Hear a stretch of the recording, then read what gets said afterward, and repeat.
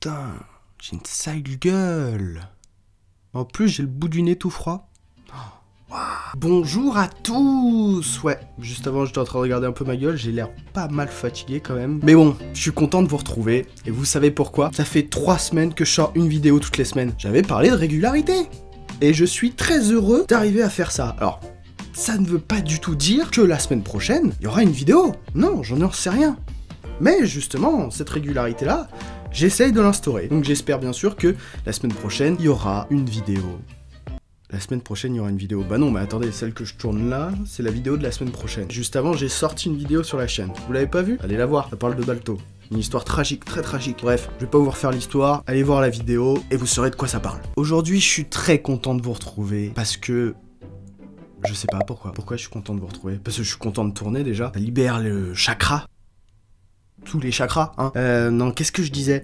Oui, non, je suis très content de tourner aujourd'hui parce que on va parler de je sais pas quoi, de quelque chose. Si, je l'ai préparé ma vidéo, mais comment vous l'annoncer? Je n'en sais rien comment vous l'annoncer. Je suis très content aujourd'hui parce que déjà, je vous retrouve, je sors encore une nouvelle vidéo, donc ça, c'est ce qui me rend le plus heureux, heureux. Bien prononcer les mots, c'est mieux, ça marche mieux. Non, je suis très heureux de vous retrouver, déjà, et de tourner une nouvelle vidéo. Je suis très content parce que je vous retrouve aussi pour un nouveau sujet. Là, je suis en train de regarder mon écran et je vois blague sur pingouin. Je suis en train de me dire pourquoi j'ai cette page d'ouverte. Ah oui, non, si. Si, je m'en rappelle pourquoi. Je voulais faire une autre intro que celle que j'ai faite là, où je jouais 2 personnes qui se racontaient la blague du pingouin. Je sais pas si vous la connaissez, en fait, c'est un pingouin qui respire par les fesses, et un jour il s'assoit et il meurt. Ouais, j'ai voulu commencer comme ça, ouais. Chacun son niveau, hein. Je suis content de vous retrouver aujourd'hui parce qu'on va parler d'un nouveau sujet, et on va parler de cul. Ouais, de cul. Ah, j'adore faire ça. J'adore mon intro. On va parler de cul. Ça met une telle ambiguïté. Je suis en train de vous imaginer derrière votre écran et de vous dire, mais attends, il est en train de nous parler de quoi là, le gars? Il va nous parler de cul, vraiment? Il va vraiment nous parler de choses là, hein? Bien sûr que non, je vais pas vous parler de cul, hein, comme vous pouvez trouver sur certains sites. Non, pas du tout. Je vais surtout vous parler d'une tortue. Là, vous êtes en train de vous dire, tortue, on va parler de cul.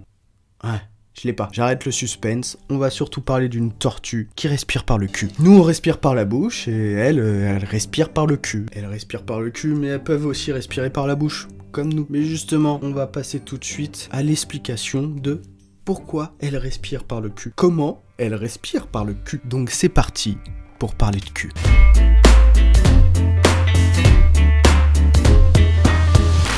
Alors pour commencer, les tortues sont ectothermes.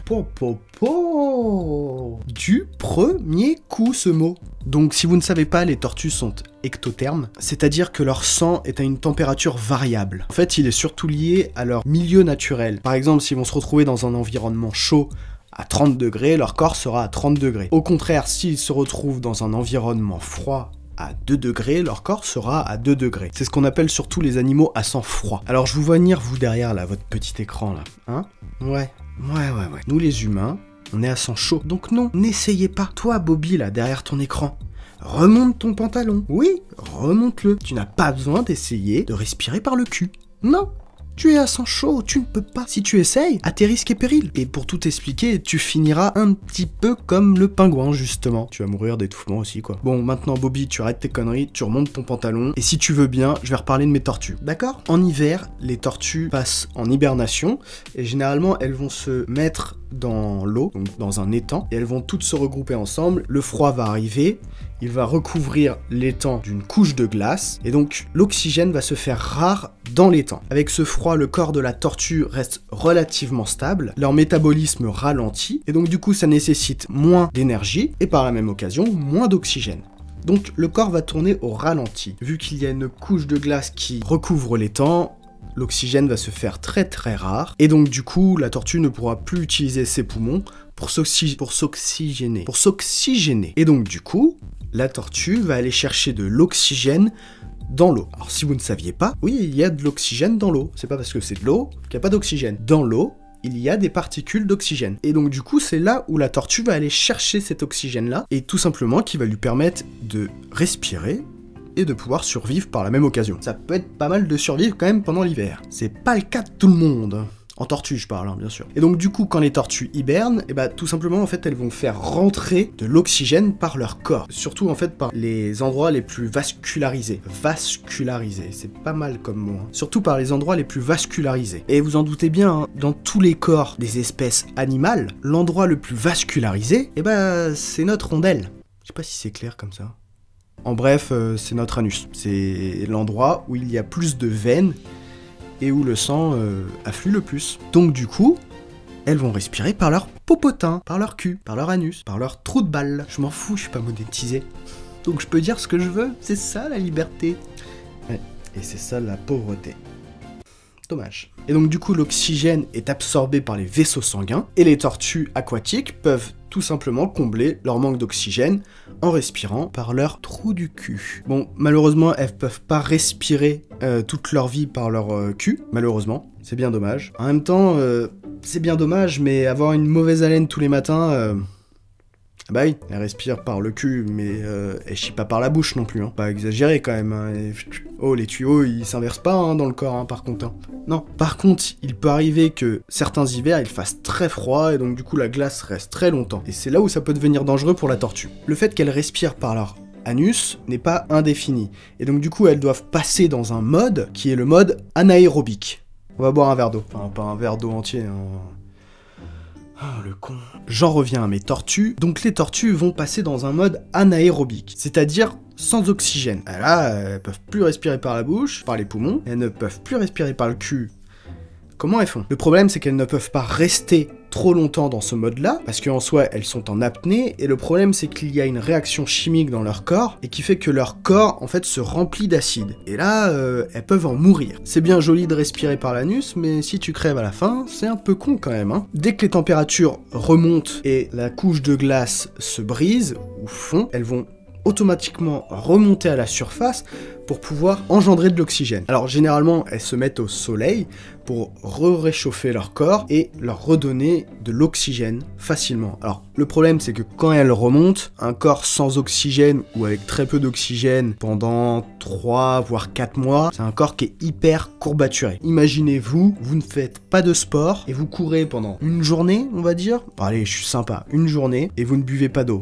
Ah bah le lendemain, je peux vous dire que vous avez mal partout. Et le problème, c'est que vu qu'elles sont courbaturées, elles sont encore plus lentes que d'habitude. Et ça peut être aussi fatal pour elles, parce que elles peuvent se faire bouffer par les prédateurs, tout simplement. Ça devient des proies faciles. Et voilà, maintenant vous savez pourquoi les tortues respirent par l'anus. Et vous savez aussi pourquoi nous ne respirons pas par l'anus. Ouais, tant mieux pour nous. Alors, il y a une tortue qui est hyper connue sur internet, et généralement qui est utilisée comme image pour dire que les tortues respirent par l'anus. C'est la tortue de Mary River, qui fait à peu près 40 cm de long, et qui est en Australie. Mais il n'y a pas que elle qui respire par l'anus.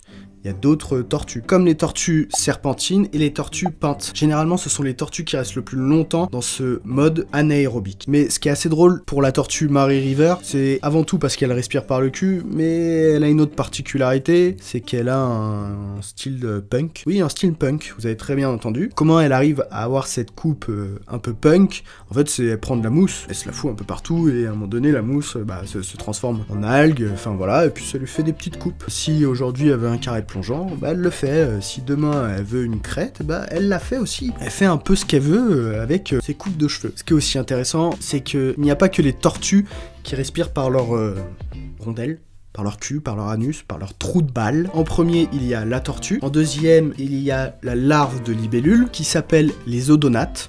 Tout simplement, elle aussi, elle respire par le cul.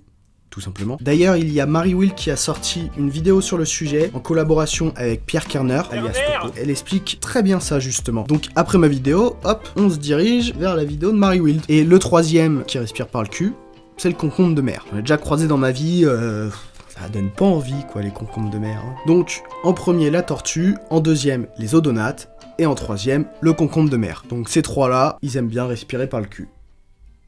Je pense avoir fini le sujet sur pourquoi une tortue respire par le cul et comment elle respire par le cul. Et maintenant, au moins, vous savez qu'il faut pas le faire, vous, en tant qu'humain.